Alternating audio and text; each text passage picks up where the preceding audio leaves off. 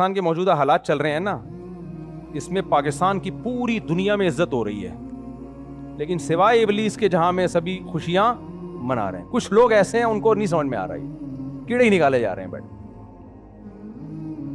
بھائی سیاست میں اتنا آگے مت جاؤ, نہ کسی کے عشق میں نہ کسی کی دشمنی میں. انڈیا کا میڈیا دیکھو پاگل ہو گیا. انڈیا سر پکڑ کے رو رہے ہیں کہ یار ہو کیا گیا. ایک ملک جس کو ہم نے اتنا دبایا, اتنا گرایا, مہنگائی میں ڈالا, اس کو جنگ مسلط کی اس کے اوپر, اور آج ساری دنیا اس کو کیا کر رہی ہے, سلوٹ. اب تو میم بننا شروع ہو گئی ہیں. ایک میم آئی ہے بڑی زبردست, ایک آدمی آرمی چیف بنا ہوا ہے پاکستانی نا, ٹوپی پہن کی ہوئی ہے.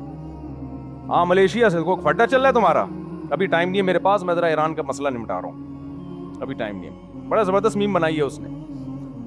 سعودی عرب بادشاہ کا فون آیا, واللہ ہادا, واللہ پریشانی, واللہ ٹینشن ایران. نے کہا آج اتوار ہے, چھٹی والا دن ہے, پیر کے دن رابطہ کریں آپ. یہ بھرم ہے پاکستان کے بھائی. ابھی ڈونلڈ ٹرمپ کہہ رہا ہے بھائی بتا اگر ماروں, ابھی ایران پہ اٹیک کروں, بڑکیاں میں نے بہت لگا دی ہیں, ٹویٹ بھی کر دیا ہے, ماروں, لیکن ڈر یہ بھی ہے کہ وہ بھی مارے گا پھر. تو جناب حافظ صاحب ذرا بتائیے. حافظ صاحب کہہ رہے ہیں ادھر ٹھہر جائے, سسرال سے میرا فون آیا ہوا ہے, مجھے ذرا کام سے جانا ہے, قرآن خوانی نمٹا کے آ رہا ہوں میں. کل 5:06 پہ آپ رابطہ کیجیے, اور ٹائم پہ آنا, ورنہ کوئی گارنٹی نہیں. یہ چل رہا ہے پاکستان. پہلی دفعہ اتنی عزت ملی ہے بھائی. سوائے ابلیس کے جہاں میں سبھی تو خوشیاں منا. لیکن کچھ لوگوں کا دماغ خراب ہو گیا ہے, کچھ صحافی ایسے ہیں پاگل ہوئے ہوئے ہیں. ابے تو ڈونلڈ ٹرمپ اور ان کی پہلے سے ملی بھگت تھی, ابے یہ تو پہلے سے گیم کھیلے ہوئے تھے انہوں نے, بس کر دو یار. انڈیا کو دیکھو کیسا بوکھلا گیا ہے, وہ پاگل ہو گیا انڈیا. یہ جو ہم نے جنگ جیتی ہے ہندوستان سے, پھر اور بھی محاذوں پہ ہم جنگ لڑ رہے ہیں, وہ بھی جیت رہے ہیں الحمدللہ. اور سعودی عرب ہماری طاقت کو دیکھ کے ہم سے اتحاد کر رہا ہے حرمین بچانے کے لیے,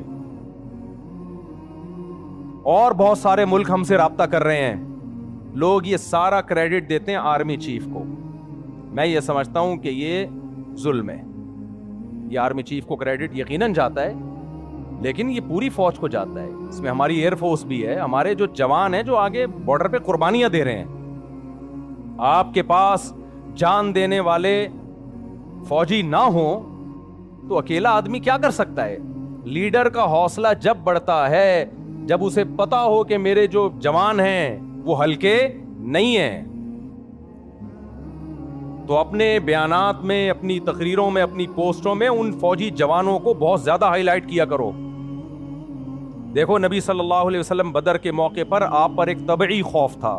طبعی خوف تو انسانوں پہ ہوتا ہے کہ وہ 1000 ہیں اور ہم کتنے ہیں, 313, کیسے لڑیں گے.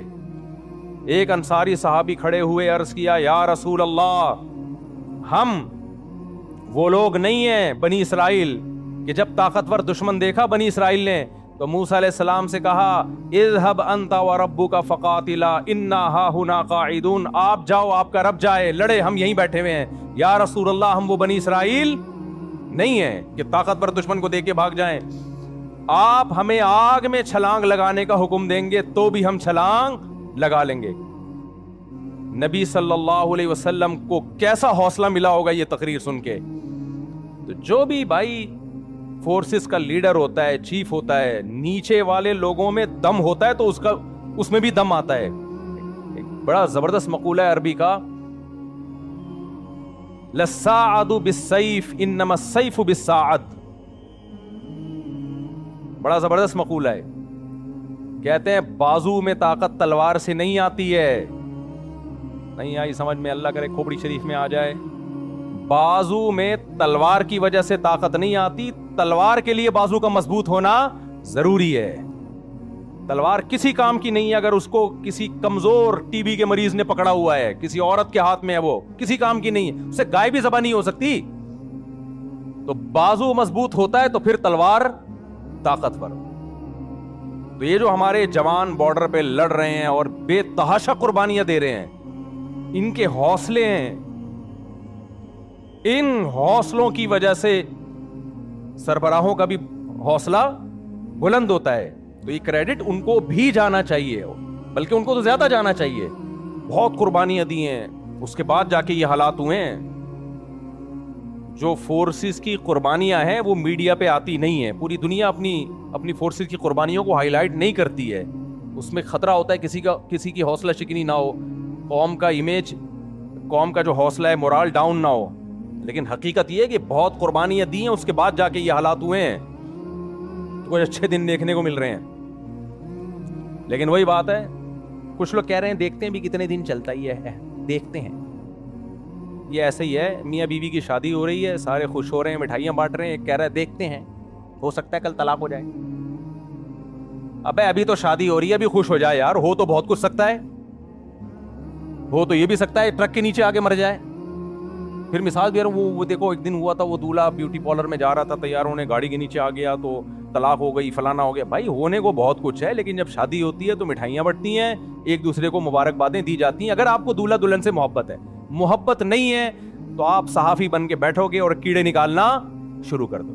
ابے یہ دولہے نے پٹایا ہے, اور یہ تو چرسی ہے, یہ تو ایسا ہے, یہ ہو ہی نہیں رہی شادی, ہمیں بیوقوف بنانے کے لیے ہو رہی ہے.